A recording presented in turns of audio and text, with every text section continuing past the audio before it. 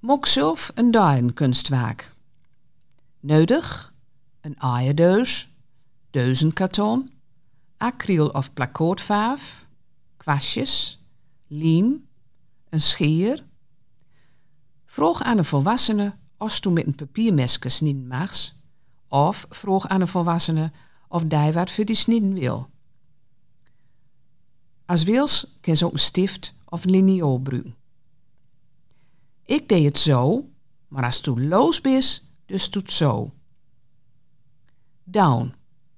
Ein. Bedenk eerst wat voor dier du mokken wils. In dit voorbeeld laat ik een rat zijn. Knip dan de verbs die je nodig hebt uit de eierdoos. 2. Leg de uitknipte verben op een stukje karton en bepaal hoe groot het kunstwerk worden moet. Knip of snij dit uit. Dit wordt de achtergrond. Leg de achtergrond op een ander stuk van het karton en trek het om. Mok hiervan de lijst. 3. Nou kan ze alles beschilderen gewoon. Ik heb een schier palet om verf op te mengen, maar dat kan natuurlijk ook op een papieren bordje.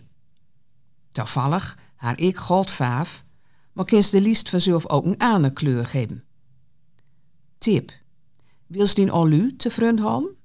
Leg dan even een olle kraant onder het schilderwerk. 4. Schilder met een dun penseeltje de oogjes, mond en andere lutje op het dier. Dat kan ook met een viltstift. Laat dan wel eerst de verfgoud drukken. 5. Bist tevreden? Plak dan alles op een kander.